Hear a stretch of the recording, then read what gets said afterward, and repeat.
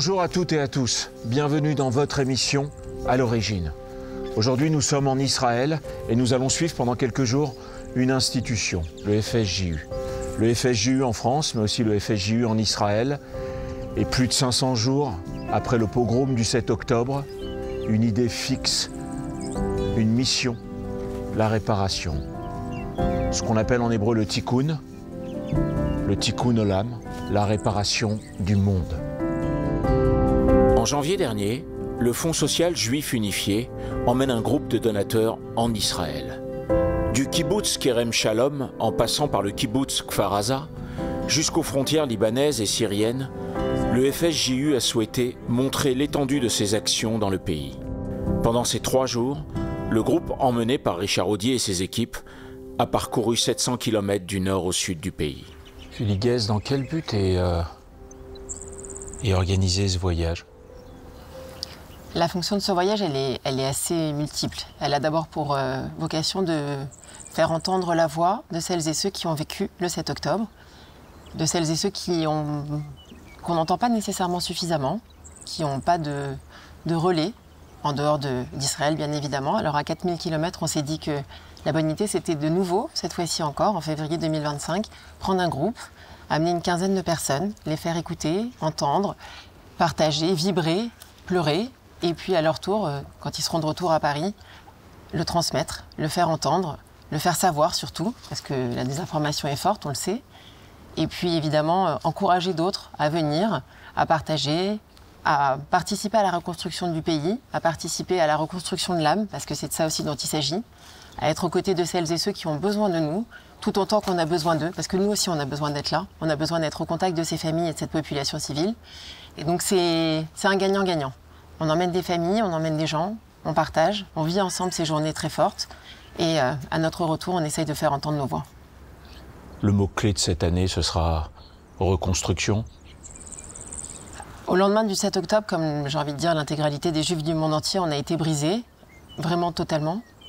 Alors le fait d'être venu quelques semaines après ici, d'avoir vu de nos yeux Kfar Aza, d'avoir vu Kerem Shalom, d'avoir vu Nova, d'avoir vu tous ces lieux où se sont passés ces terribles massacres, on s'est dit qu'on n'allait jamais pouvoir nous reconstruire. Alors on parle beaucoup de résilience, on parle beaucoup de cette force du peuple juif d'avancer, de penser à des jours meilleurs.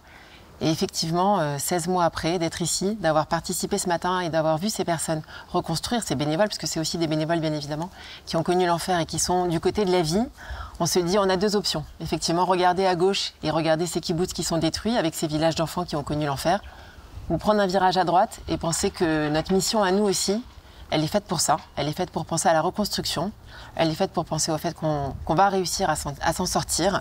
On le disait ce matin, on a gagné la guerre sur bien des champs. Bien évidemment, il y a certains combats qu'on a perdus, mais on en a gagné beaucoup d'autres. Et ça nous fait du bien, ça nous renforce, ça nous répare un petit peu, parce que c'est aussi de ça dont il s'agit, la réparation. Pas seulement matériel, pas seulement évidemment en envoyant des dons, puisqu'on en a besoin, mais aussi et surtout parce que quand on voit cette population agir, quand on voit comment le peuple agit, on se dit que nous aussi, Juifs du monde entier, on n'a pas d'autre option que de se reconstruire et de prendre à droite et de se tourner vers la vie. On est là au kibboutz Kerem Shalom. Le FSJU aide ce kibboutz bien avant le 7 octobre. Oui. Aujourd'hui, qu'est-ce qui a changé? De quoi ce kibboutz va avoir besoin? Quelles vont être les attentes des gens qui sont ici? Comment on va pouvoir, entre guillemets, faire sentir notre présence alors qu'on est à 4000 km? D'abord, il faut rappeler la mémoire de Madame Miropolski, qui est celle grâce à laquelle on a démarré le partenariat à Kerem Shalom il y a 5 ans maintenant. Elle avait une seule volonté, c'était de prendre soin des enfants d'Israël. Alors quand on dit ça, bien évidemment, il fallait ensuite trouver un lieu. Le directeur général, Richard Audier, a été très proche de Ophir Lipstein, qui a été assassiné le 7 octobre, qui était un peu le maire du Yotef Aza, et il avait proposé cet endroit pour pouvoir nous permettre d'agir, de construire, de continuer à participer au développement de ce lieu et de prendre soin des enfants. Ce que l'on sait, nous, ici, c'est qu'on aide à la reconstruction, on aide à ces familles à pouvoir, on l'espère, un jour revenir. En attendant, on prend soin d'elles ailleurs, dans d'autres lieux. On aide des jeunes étudiants à pouvoir continuer à financer leur bourse d'études. Alors, c'est pas seulement au sens de participer à un parcours universitaire, mais c'est aussi de leur permettre de se reconstruire, de leur permettre d'avoir un peu de temps pour pouvoir ensuite témoigner, de leur permettre de pouvoir être des acteurs autrement qu'à travers le drame du 7 octobre. Donc les projets ils sont multiples dans les kibboutz. Effectivement, on parle de Kfar Aza, mais ce n'est pas les seuls où on est partenaire. Il y a tout un tas de kibboutz du Sud où on agit évidemment très fortement, avec une volonté très forte de prendre soin de la grande enfance, les 8-20 ans, d'être présent auprès d'eux, de prendre soin d'eux et d'essayer de réparer un peu et de prendre en soin tous les sujets relatifs à ce que l'on appelle le post-trauma. C'est effectivement ce qui est monté, ce qui est fait ici, et c'est ce qui est fait dans d'autres villes.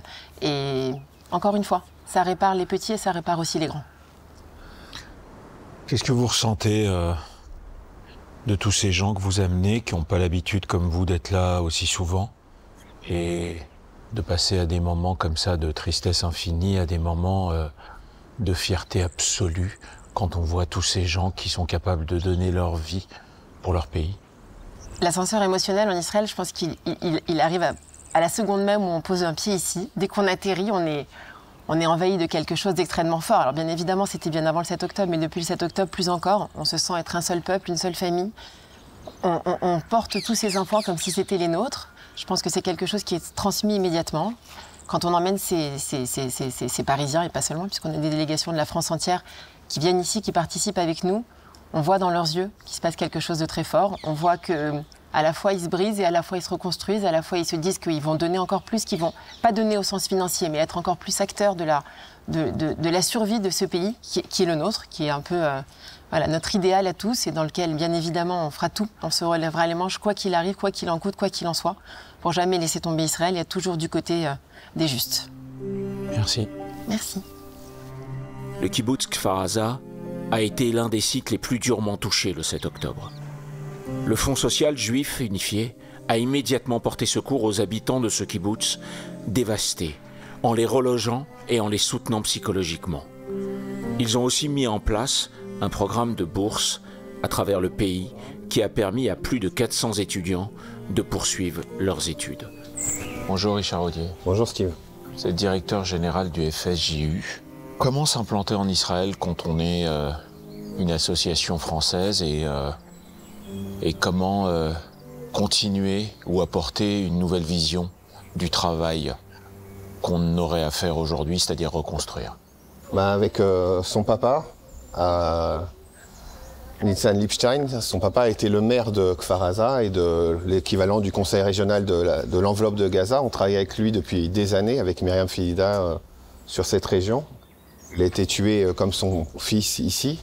Et lui, l'idée, c'était, dès le départ, c'était... Alors lui, il avait un rêve, c'était de construire un lien écologique, environnemental, agriculture, entre Gaza et ici. Et c'est pour ça que les travailleurs qui l'a fait travailler de côté palestinien étaient si proches de ce kibbutz et qu'ils ont pu donner des informations au Hamas, c'est qu'il avait cette ambition de construction. Ici, on est partenaires depuis des années. Ici, parce que c'est une zone de guerre, c'est ce qu'on appelait les 0,7 km de la bande de Gaza. Et lui, il voulait que cette zone de guerre 0,7 km soit le symbole de la paix. La paix, parce que ici, c'est des gens qui étaient religieux, non religieux. Et en fait, il voulait que ce modèle de société ici, la même chose à Kerem Shalom, le kibbutz qui est partenaire, il voulait qu'on retrouve ce même fonctionnement. Et l'objet qu'on a, c'est de refaire ici une zone, en fait, normale. Et ce qui n'est pas normal, parce que là, à 150 mètres, c'est la frontière. Et voilà, c'était son rêve. Et comment on fait ce rêve ici? C'est de redonner la vie aux gens qui habitent ici. Donc, j'allais dire, le 1er novembre, pratiquement, 2023, en fait, ses amis à Ophir Lipstein, nous ont dit, mais en fait, c'est un drame parce qu'on avait plein de jeunes qui étaient là pour faire des études en agriculture, en hydrologie, en économie, en théâtre, en psychothérapie. Et avec la guerre, tout va s'arrêter. C'est pas possible. Et donc, on entend ça avec Myriam Felida et on s'est dit, mais en fait, il faut sécuriser les jeunes qui étaient étudiants avant le 7 octobre. Parce que il n'y a aucune raison qu'ils arrêtent. Ils n'avaient plus de stage, plus de job, plus de parents. La moitié étaient décédés ou kidnappés. Et donc, on va voir l'équipe du kibbutz et on décide de dire, voilà, écoutez, on ne sait pas comment on va faire financièrement, on ne sait pas combien il y a d'enfants étudiants, mais vous dites comme message, ceux qui sont inscrits en études avant le 7 octobre, quoi qu'il arrive, ils iront jusqu'au bout des études et on prendra en charge. Et avec Ilani Korsia de la Chavaya et Myriam, on essaie de voir combien il y a d'étudiants, et puis il y avait une trentaine d'étudiants inscrits. Et on met en place le programme, et on dit à tous ces 30 étudiants, certains étaient otages, que quoi qu'il arrive, on financera leurs études. Et donc on a rendez-vous en décembre pour signer ce partenariat et rassurer les familles. Et 3 jours avant, on entend que 3 otages ont réussi à se libérer de Gaza. Et ils sont sortis avec un t-shirt et un drapeau blanc. Et malheureusement, ils ont été tués par l'armée d'Israël qui pensait que c'était des terroristes. Et parmi ces 3 enfants qui ont été jeunes, qui ont été tués, un habitait là, dans cette maison juste ici. Et j'ai un peu d'émotion, mais on a voulu mettre un programme. On devait signer avec lui ce programme. Donc on a appris le nom du programme, Shimitz, qui était son nom, avec ses parents. Et on s'est dit, mais c'est pas possible que ce garçon qui était étudiant, qui était mignon, qui était plein de vie, puisse s'arrêter. Et donc on a mis en place ce programme de bourse étudiante qu'on a ensuite développé dans les autres kibbutz de la région, notamment à Kerem Shalom. Et puis avec David Onona, on a dit que ce programme il doit se développer partout en Israël pour ceux qui ont vécu les mêmes choses. Réparer, on va le voir tout au long de ce voyage. C'est aussi s'occuper de programmes de post-trauma, de résilience, de tikkun. En fait, pendant le premier mois, c'était de la panique. Donc on a géré les réfugiés, on a géré sortir tous les gens qu'on pouvait faire d'ici, notamment un endroit que vous connaissez bien, Steve, c'est à Sderot. On a l'habitude de travailler depuis des années à Sderot pour sortir les enfants en colo quand il y a des périodes de guerre, etc. Mais on s'est dit, on ne peut pas faire n'importe quoi, en fait. On connaît le pays, mais on ne connaît pas. Et donc on a essayé de trouver l'endroit, le trou dans la raquette où la société civile, politique, militaire israélienne ne serait pas capable de gérer la guerre. Et on a essayé de faire ce qui est très compliqué, c'est de faire un mois de pause pour essayer d'analyser l'endroit où on pouvait être le plus efficace et le plus rapide, et en même temps celui qui allait permettre de remplir ce fameux trou dans la raquette. Donc on a travaillé avec la société civile israélienne, avec la fondation Keren Rashi, qui est israélienne, qui était dirigée par Eli Elalouf, un Français d'origine. Et lui, il a identifié qu'en fait, avec cet effort de guerre, personne n'allait s'occuper des enfants dans les écoles. Et donc on a signé un partenariat avec les mairies, les associations d'étudiants, enfin d'enseignants, pardon, et puis les associations de psy, pour dire qu'il faut que tous les enfants du sud du pays, tous, puissent être détectés en post-trauma. Et donc on a signé un partenariat, on a mis le premier 1,5 million pour mettre ça, et derrière, cet aéropage a réussi à lever plus de 20 millions d'euros pour pouvoir, avec des fondations américaines, des fondations israéliennes, trouver des partenaires dans tout le pays pour faire de l'art-thérapie, du dessin, du chant. Et donc on a fait ça partout. Et on a pris des professionnels israéliens qui connaissent ce sujet.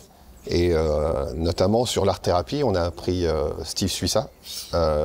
Voilà. Et Steve, vous faites ça maintenant depuis des mois. En fait, on essaie de détecter les cas les plus lourds. Et quand ces cas sont détectés, là, le pays peut le faire, prendre le gamin et lui mettre une thérapie individuelle par la sécurité sociale, etc. Mais les gamins que vous voyez, c'était inconcevable même pour vous, je pense, de plonger dans cette réparation comme ça.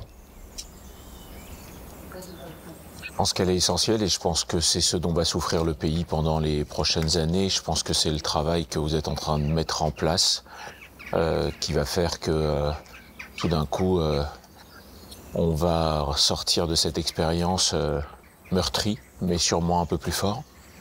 En fait, on était avec Boris Cyrulnik et on disait ça, en fait, il y a le choix. Le 6 octobre, on ne peut pas revenir. Le 7 octobre, il existe, c'est un fait, c'est un trauma. Ce qu'il faut, c'est de voir ce qui se fait le 8 octobre. Aujourd'hui, le pays, en Israël, il est encore le 8 octobre. On est dans le trauma, on a encore des otages. Ici, il y a encore une trentaine de personnes qui sont touchées très directement, ou par des otages, ou par des otages qui sont décédés, de l'autre côté. Et donc le sujet, c'est qu'est-ce qu'on fait le 9 ? Enfin, comment on va créer un 9 octobre ? Donc soit le 9 octobre, on reste dans le trauma, comme après la Shoah, et on ne s'occupe pas des gens. Et ça, c'est le danger majeur. Et on fige les gens le 8 octobre. Soit on fait ce qu'on est en train de faire, c'est d'essayer de trouver un retour vers la vie, où ce 9 octobre va devenir un jour après le trauma, mais un jour de réparation, non pas pour oublier, mais pour en faire quelque chose, le retourner vers la vie. C'est tout l'enjeu du pays. Le kibbutz Kerem Shalom, au sud d'Israël, est situé à quelques mètres de Gaza et de l'Égypte. Le 7 octobre, l'équipe de sécurité parvient avec héroïsme à repousser l'attaque des terroristes du Hamas. Les membres de cette petite communauté diversifiée et harmonieuse attendent depuis, avec impatience, de pouvoir retrouver leur maison et leur vie. Kerem Shalom, racontez-nous.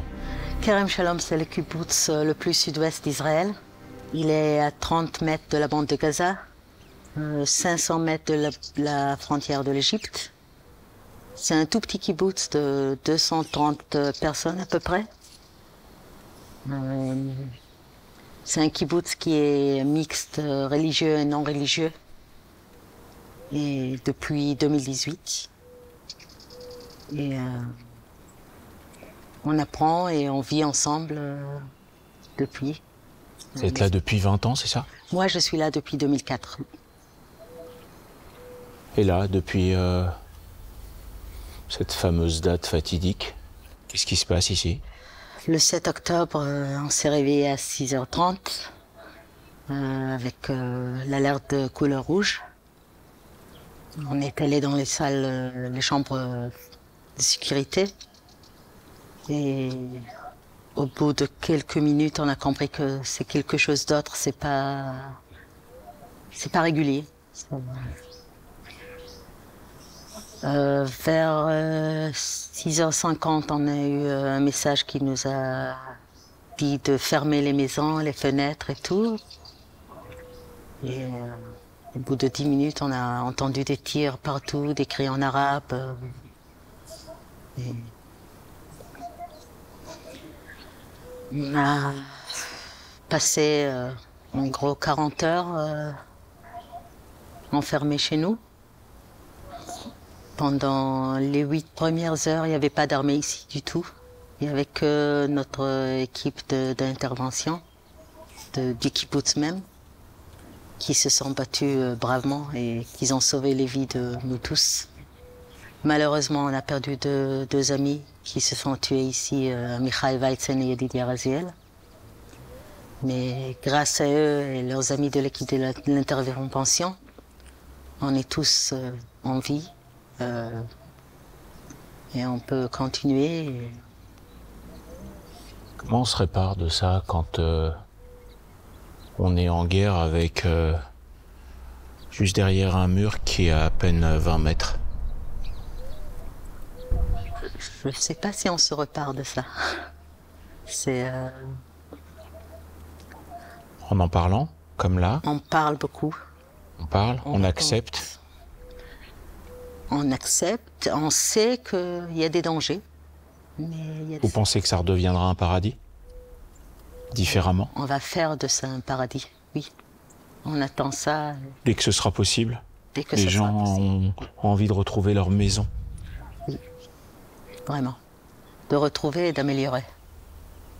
Ça vous fait du bien à vous quand vous recevez des gens qui viennent pour comprendre, pour savoir, pour aider? Ça vous fait du bien de les rencontrer, ça vous fait du bien de leur parler, ça vous fait du bien de trouver des mots différents, suivant les gens, suivant leur écoute, suivant leur regard? Ça me fait du bien de raconter l'histoire de Kerem Shalom. Pas seulement l'histoire du 7 octobre, non. Mais en général, l'histoire de Kerem Shalom, je trouve que c'est une histoire exceptionnelle. En Israël, après 7 octobre, il y avait beaucoup de tensions entre religieux, non religieux, gauche, droite, etc. Et ici, on montre à tout le monde qu'on peut vivre ensemble, on peut mettre à côté les différences, et on a plus en commun que différents. Bien sûr que oui. Bien sûr que oui. Qu'est-ce que ça vous fait quand vous entendez des bruits comme cela? Après 13, 14 mois, 15 mois. Quel bruit. Vous les entendez plus? Moi, j'entends les oiseaux. C'est magnifique, ouais. C'est incroyable. Parce que moi, j'entends les bombes. Non, il n'y a rien ici maintenant. Ça, c'est pas des bombes pour... Vous trouveriez ça fou si je vous disais que peut-être là où vous vous êtes fait mal et pas à cause de vous, c'est là où vous allez vous réparer? Je suis certaine de ça. Ça fait 14 mois que je dis qu'on ne pourra pas nous réparer ailleurs sans revenir ici. Notre histoire commune est plus grande maintenant et plus forte.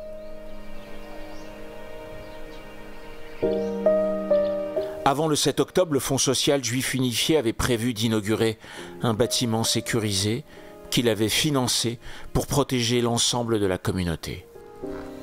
Cette maison qui a été construite par le FSJU devait être inaugurée en novembre dernier, vous m'avez dit.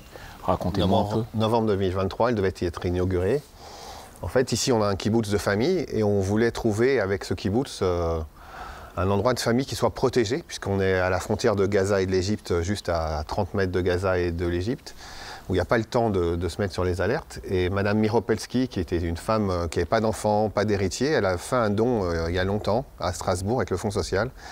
Et elle avait dit « Je veux donner aux enfants d'Israël ce don-là ». Et en fait, fiscalement, ça ne marche pas très bien, il faut trouver quelque chose. Et en fait, ici, on était déjà dans une zone de guerre, dans la poche 0,7 km de la frontière, qui s'appelait Otef Aza, l'enveloppe de Gaza. Et donc, on avait le droit de faire ce don-là humanitaire.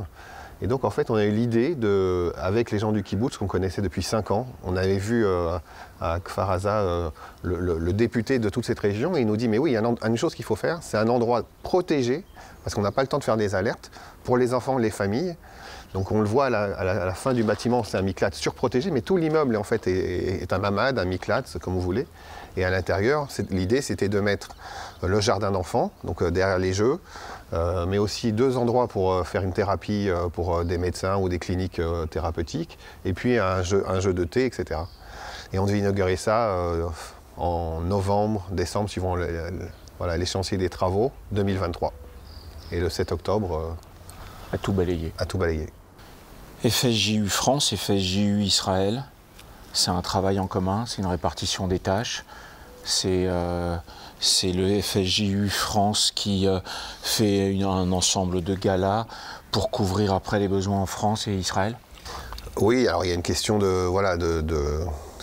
financière dans tout ça, mais le travail qu'on fait en Israël depuis maintenant quelques années, et puis en particulier depuis le 7 octobre avec Myriam Felida, avec Julie Guez, Soli Lévy, ce qu'on fait, c'est d'écouter cette population israélienne.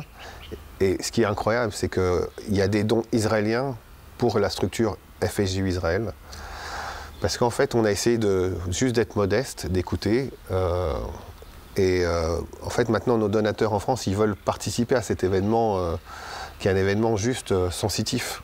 C'est pas, on raconte rien de spécial, quoi. On leur fait parler à des Israéliens qui ont vécu ça. L'enjeu aujourd'hui, c'est de pouvoir développer tous nos programmes, mais avec les Israéliens, dans le cadre des limites qu'on a dans nos 2 pays. Et puis surtout, je crois que c'est vraiment c'est l'histoire de Pessah, quoi. C'est de raconter cette Agada, raconter cette histoire. Pourquoi cette nuit a été différente? Manishtana Lailazé.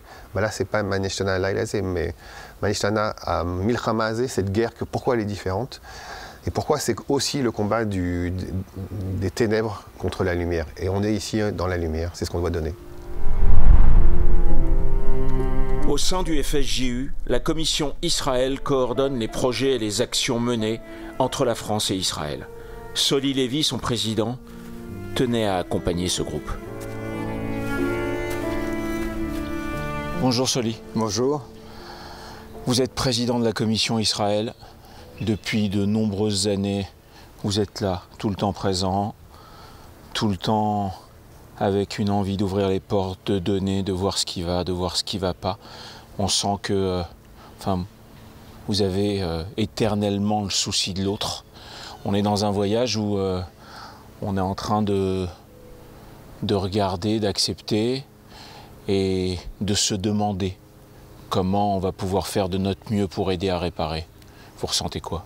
Oui, la vraie question, elle est de se poser en se disant comment peut-on les aider? Et on sait maintenant que c'est collectivement que nous arriverons à faire quelque chose. Nous avons amené des donateurs.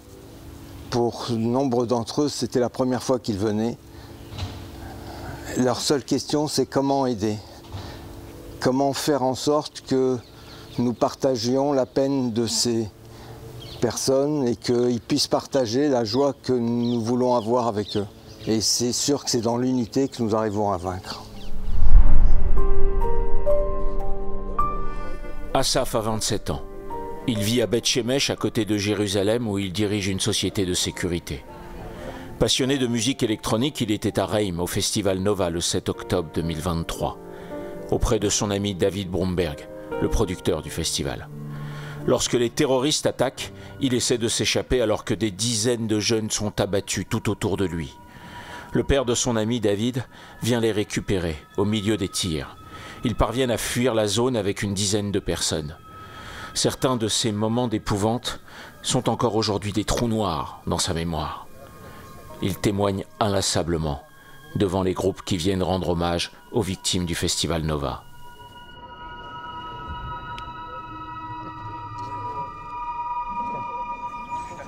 Il faut savoir que comme il a oublié son téléphone, vous vous rappelez, dans la voiture, sa mère a appelé en continu, pas de signe de vie, il ne répond pas, bien évidemment, les messages WhatsApp, il ne répond pas.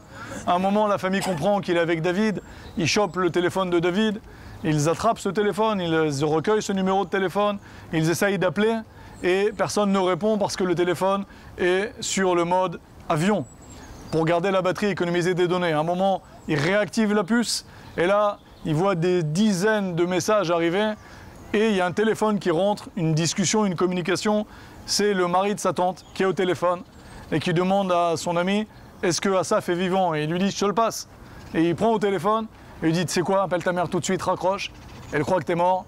Elle est en état de choc, appelle ta maman tout de suite. »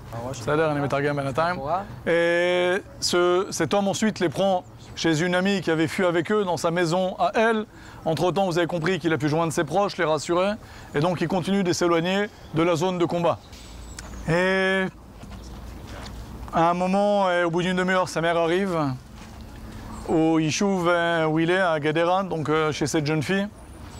Il a précisé que la mère était absolument claire. Elle leur a donné de la soupe, elle leur a donné à manger, elle les a embrassés. Le père était en état de choc. Et sa mère vient, avec beaucoup de pudeur. Ce moment, il ne l'oubliera jamais, quand sa mère vient le chercher. Et ils arrivent à la maison, et sa famille est religieuse. Normalement, Shabbat, bien évidemment, tout est très calme. Et là, il n'y a pas de Shabbat. Télévision allumée, radio, tout le monde en état devant la télévision. Et son père est devant les nouvelles. Et après une étreinte, le père lui dit, regarde, lui-même essaie de comprendre ce qui se passe. Et la télévision annonce 30 morts, 50 morts. Et il dit à son père, pas du tout, il y a des centaines de morts, c'est pas possible, 30 morts, 50 morts. Moi, j'y étais, il y a beaucoup plus. Son père lui dit, mais qu'est-ce que tu racontes? Comprends pas. Et il dit qu'il regrette malheureusement d'avoir eu tellement raison et que le nombre de morts n'a cessé d'augmenter ce jour-là. Et il a enterré 6 de ses camarades très proches. Il a dit que sa mère l'a attrapé dès le 8-9 octobre, qu'elle l'a emmené chez un psychologue sans lui demander son avis. Elle est rentrée chez le psychologue, elle lui dit voilà, c'est mon fils, je te le confie. Il a suivi un tipoul d'une année et ensuite une thérapie psychologique pendant une année. Ensuite, au bout d'un an, il dit que son meilleur thérapeute encore aujourd'hui, c'est sa chienne, duquel il est très proche. Ses amis qui l'ont énormément aidé, le fait de se retrouver entre survivants et avec ses amis proches, ça lui a fait du bien. Et il a commencé avec la Chavea israélite, avec Myriam avec nous ici, à témoigner. C'est aussi une partie de sa thérapie, de parler, de raconter. Voilà. Ilanit Korchia connaît bien Asaf, car elle fait appel à lui très souvent pour témoigner. Elle représente la Chavaya Israël, qui organise ces voyages de groupe.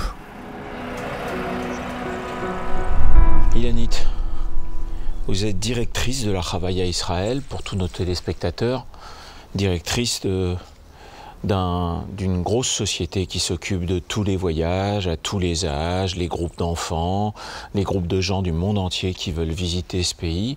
Vous vous occupez de ce voyage. On vient d'écouter le témoignage d'Asaf à Nova. Qu'est-ce qu'il nous a pas dit? C'est un garçon très courageux. Depuis le 7 octobre, on a enchaîné voyage sur voyage de solidarité et à chaque fois, il raconte son histoire. Raconter son histoire, ça fait partie un peu de sa thérapie. Il a dit qu'il n'entend rien, il ne lit pas les journaux, il essaye de limiter tout contact. La seule chose qu'il fait, c'est qu'il raconte son témoignage. Et pour lui, c'est sa thérapie. Se raconter l'histoire, etc.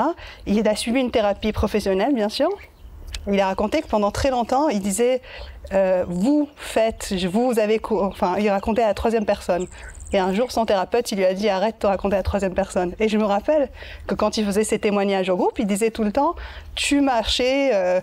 Et quand il a commencé à dire « je », ça a ouvert chez lui tout un déclic et ça l'a fait avancer dans toute sa résilience avec tout le travail qu'il doit faire pour...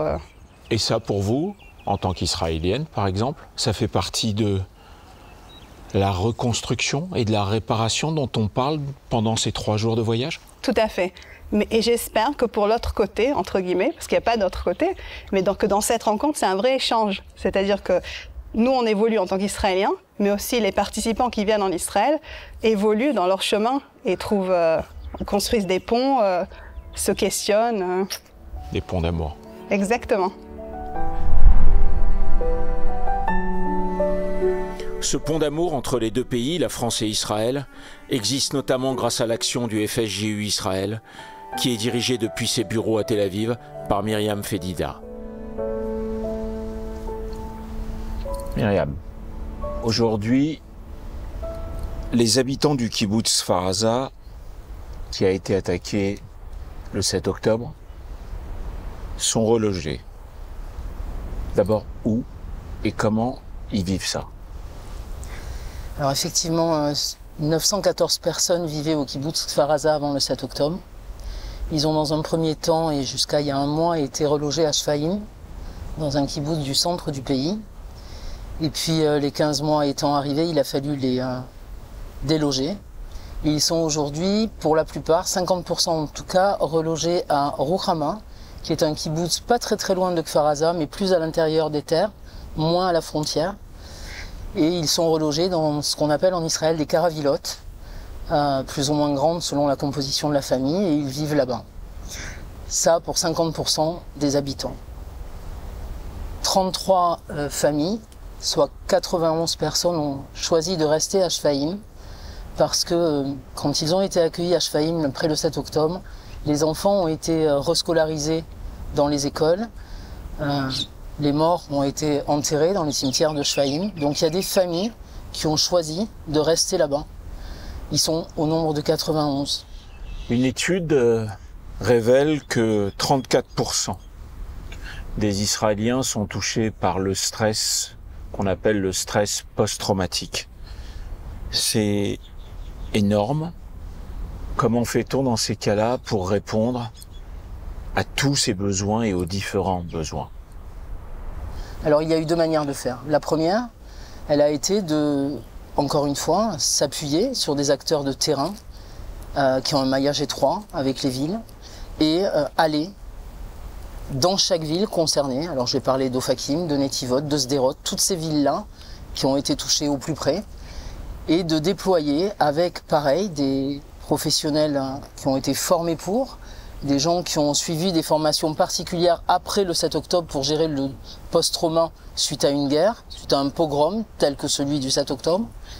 Et on a déployé avec eux des programmes post-traumatiques avec tout type de traitement. En fait aussi, ce qu'il faut, je précise, c'est qu'on ne traite pas de la même manière la petite enfance, l'enfance, l'adolescence et le jeune adulte.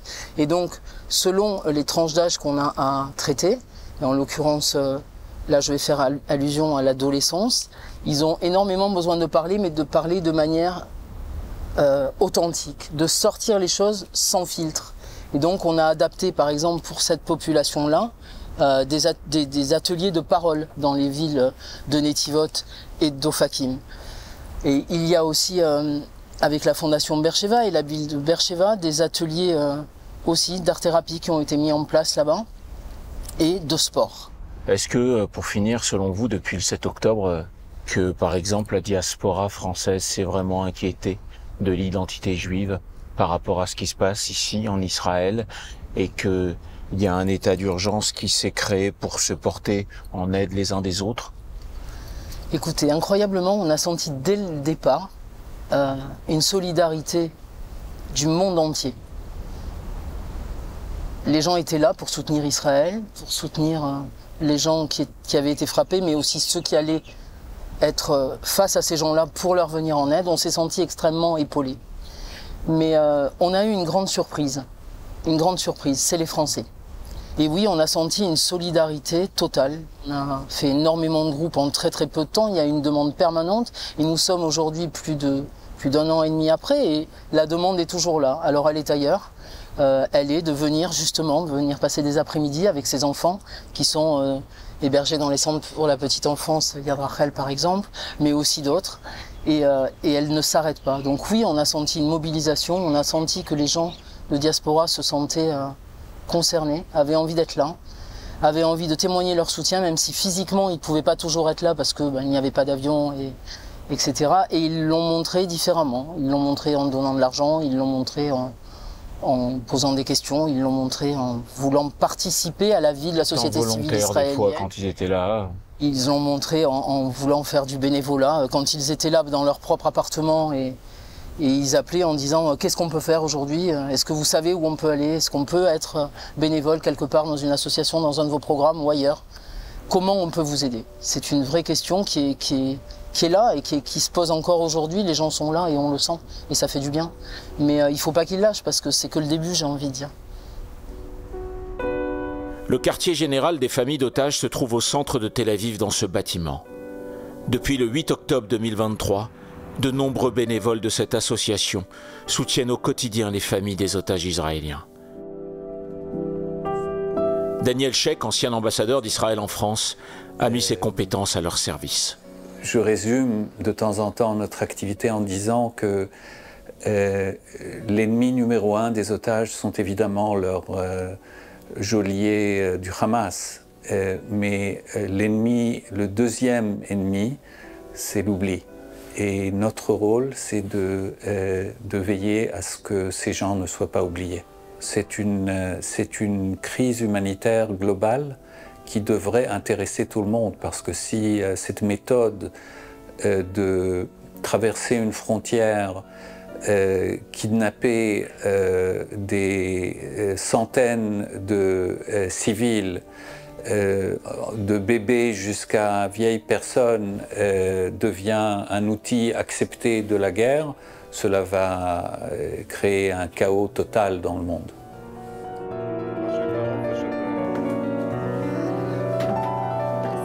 Chaque voyage du Fonds social juif unifié est forcément accompagné d'un arrêt, d'un temps qui est pris pour venir visiter, si tant est qu'on puisse utiliser ce verbe, le quartier général des otages.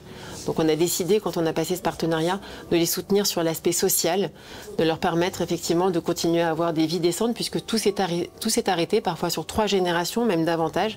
Les grands-parents, les parents, les enfants, les oncles et tantes. On se rend bien compte quand on est ici, on le mesure, on le prend en pleine face, que leur vie entière s'est arrêtée, que plus personne ne peut travailler, que même s'occuper des enfants est devenu une tâche extrêmement complexe, faire à manger ou vraiment des choses de la vie courante, c'est devenu insurmontable tant leur chagrin et tant leur stress est élevé à chaque jour qui passe. Puis là, en plus, en pleine folie de savoir qui n'est pas sur ces listes d'otages, ils sont en train de vivre l'enfer. Donc il y a effectivement toute cette partie sociale, cet accompagnement qui est financé et structuré par le Fonds social juif unifié en Israël. Le groupe reprend la visite au nord de Tel Aviv, à Holon. Les centres thérapeutiques Yad Rachel ont été fondés il y a 43 ans par 3 familles françaises. Ils viennent en aide aux enfants des familles défavorisées. 33 centres ont été créés à travers le pays qui soutiennent quotidiennement 2500 enfants. Cette association est subventionnée par l'État, mais pas suffisamment pour assurer le suivi thérapeutique des enfants. En fin de compte, la plupart des finances de Yad Rachel, c'est les finances de l'État. C'est très important pour moi, personnellement, pour l'organisation, parce qu'à la fin, un enfant qui est né en Israël, il est la responsabilité de l'État.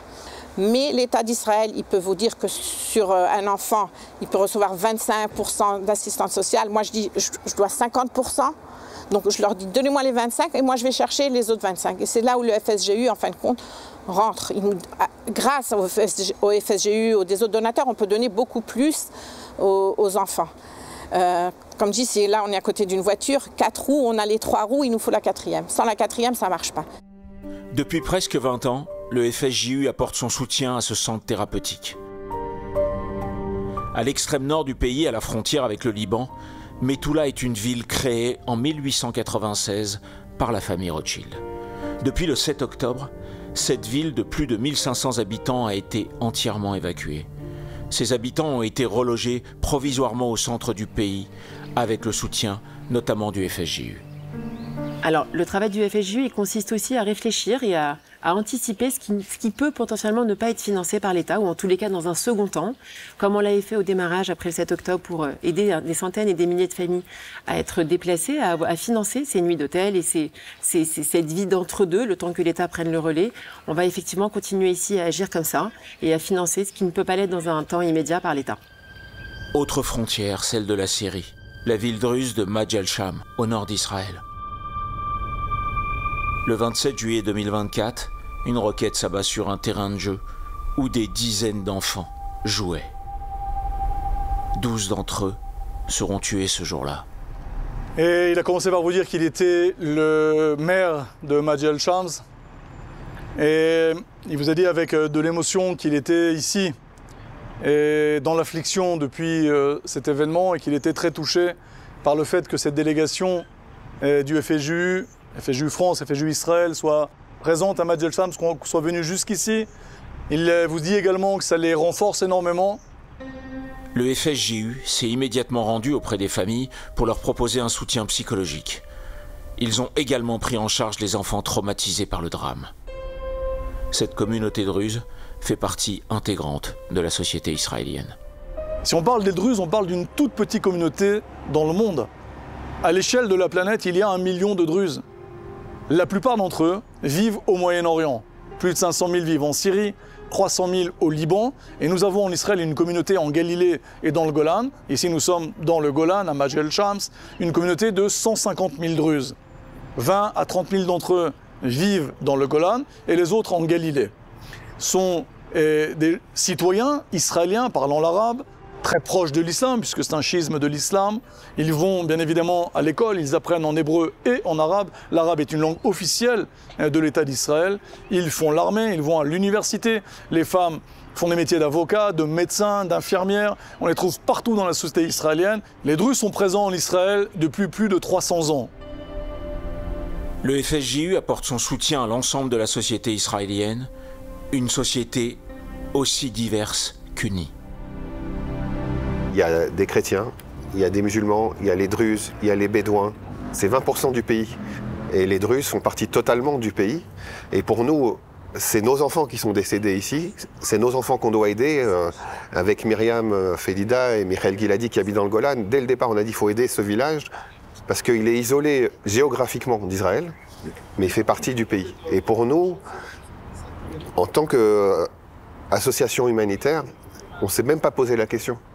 Suite au drame qui a touché Majalsham, les actions qui ont été mises en place immédiatement par le FSJU ici sont les mêmes qui ont été mises en place pour les gens du Sud et pour les gens du Nord.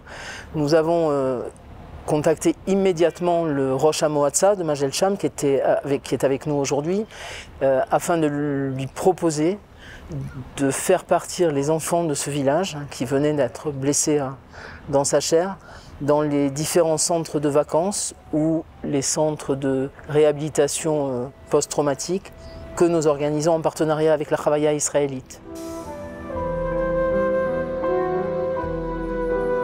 Le FSJU est une institution centrale de la communauté juive de France dans les domaines du social, de l'éducation, de la culture et de la jeunesse. Et elle devra encore relever de nombreux défis, aussi bien en France qu'en Israël.